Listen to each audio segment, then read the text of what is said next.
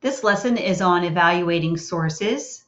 If we were in a physical classroom, I would begin by playing this audio clip. So instead of putting a 7-minute audio clip inside of a video lecture, I'm going to ask you to pause your video lecture and go to the PDF that I am talking about right now and go ahead and listen to the interview on your own. And when you're done listening to it, come back to this particular document.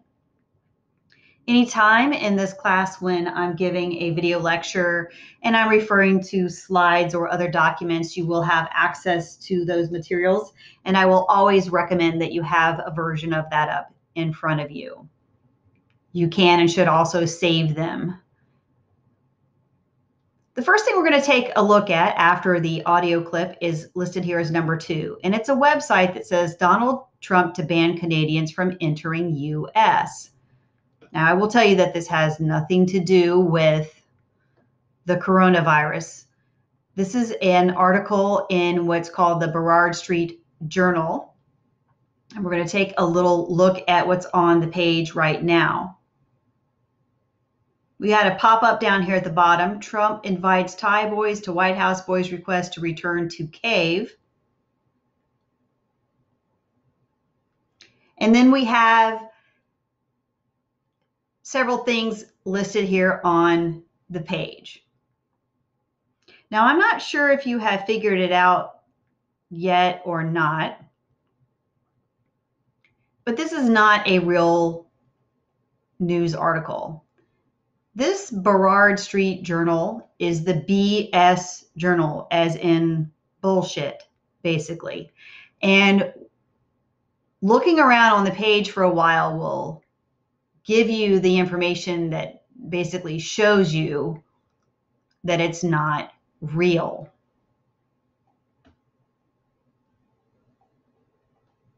One of the problems is that some of the things that are on here aren't legitimate. It's filled with all kinds of ads and things like that that are popping up from the bottom. I mean, you can see there's actually just a tremendous number. I think that's way more than usual for what you would see on a website. And then the other thing is that they have a link to Amazon here, which is a little bit weird, I think. Don't normally see that. And if we go to the home page of this, we have things like Trump declares Hillary Clinton is coronavirus's patient zero and other things that they're simply not true. You have to know a certain amount about news to know that these things aren't true as well. In the Burrard Street or the BS Journal. The other thing you could do is you can go Burrard Street Journal, and you can see there is information on them that it is a satire news site and this sort of thing. So it's for humor, it tells you. So that's a pretty sophisticated looking article, I think. And you have to look at it for a while to start to figure out that it's fake. So how do you decide whether things are fake or not? There are fact-checking websites. Snopes is a very popular one. Factcheck.org is another one. And PolitiFact is another one that I have linked to here. I'm going to click on factcheck.org. I'm not going to click on all of them for the sake of time. But you can see at the top, Trump's bogus voter fraud claims is the title. And then it has what the claim is, what the problem is, and then it breaks it down. As you can see, it's a very long explanation.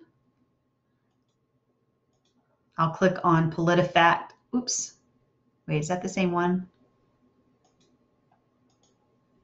I might need to change my links. All right, I'm going to have to change my links in here. Whoopsie. I'll just get rid of one of them. All right, not right now. I'm going to keep going with the video for the sake of time. You can just look at Snopes and fact check. You're fine. You don't need all three of them. Okay, so if you move down through the list, you can see some things that tell you where there are some red flags to think that a publication is false. One is seeing what reputable sites say about a story, and the other is a lot of clickbait, which we saw on that site. And then there's other things that link off a site. The Burrard Street Journal About page, let's see if this link actually takes me to it. Yes, will tell you here that it is satire. So in addition to looking it up like I did over here on this tab, there's actually an About page for the BS Journal here as well. You can also ask questions like these things. I'm not going to open these two links here, but I am going to ask you to look at them. There are a couple of really terrific pages. One is on confirmation bias, which we've talked about already in this course.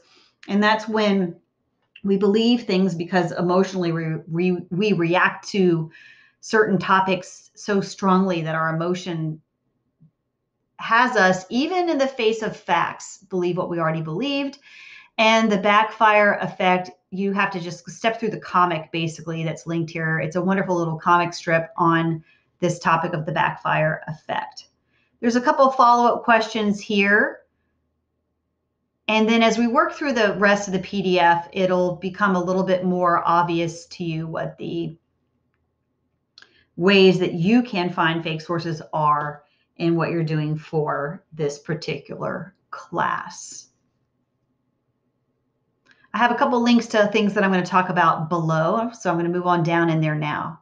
All right, on this page, one of the things that we're going to look at is this little worksheet here. This is from Stanford University. So when you look at this right here, how quickly do you figure out that it's an advertisement? So it is an ad, and I know that you would know the answer to that question.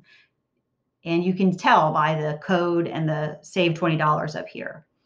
This second one, looking at this or is this not an advertisement?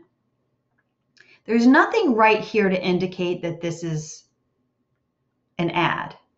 For this last one, though, it is definitely an advertisement because it says sponsored content. And that tells us that somebody is paying for it. I'm going to step you through a few other examples here.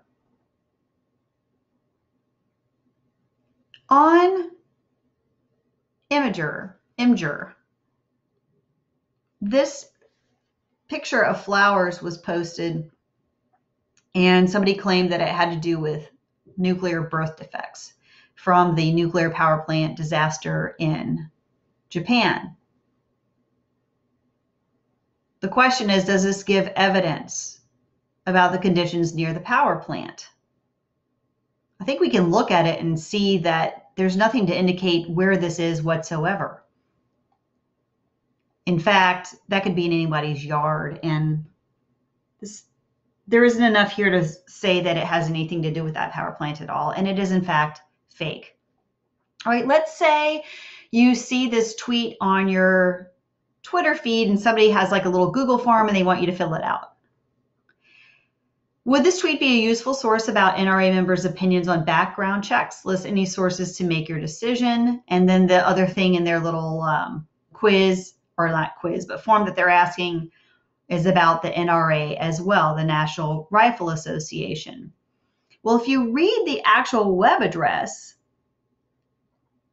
it's not from the NRA, the National Rifle Association at all. It's from MoveOn. You can see in here that the source of the actual tweet is misleading. If you click on it, you actually go here to moveon.org and you get this. I'm going to ask you now just to pause and read it. So it takes you somewhere it's not supposed to go. When you are doing papers for your classes and you're trying to figure out whether a source is reliable or not, or if you have a professor that asks you to make sure that you're using reliable sources, one of the ways you could do it is by filling out what I have linked on your course materials as the CRAP test. And the CRAP test is a test where you read whatever the item is and then you score it 0, 3, 6, or 10 based on the little numerical scores that you see here. It's pretty much like a rubric that you might see for a paper that gets graded, except you are scoring something that you're reading to use in a paper. Once you've done all the scores, you add it up, and then at the bottom, it actually tells you whether or not what you have is average, good, borderline acceptable, or below acceptable as far as being reliable. Here is the CRAP worksheet filled out, and there's a link right here to a Wikipedia source. I'm going to go ahead and click on that just to show you where we are, and you can take a look at these things on your own. And we have, oh, for some reason I ended up in the revision history of it. Sorry about that. Okay, that didn't work the way I wanted it to. I'll have to fix that link after the fact. Okay, the point is that this source on music from Wikipedia, you can pause and I'll have the link updated by the time you're watching this video. Go look at that Wikipedia page and you can see that this is how it would score on the CRAP test. So you'd have to read the Wikipedia source carefully, and then you'd have to make these decisions. Okay, I have the correct link now to the Wikipedia source right here, and it's also on the first page. So I did go back and fix that. So if you're trying to look at it and do the comparison, I apologize, but I do not have the time to go back and edit my videos. So I'm going to leave the mistake in there.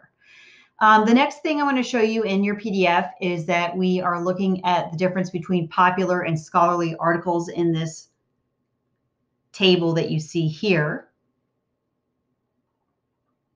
Scholarly articles are the types of things that your professors write and publish, and those scholarly articles need to be peer-reviewed.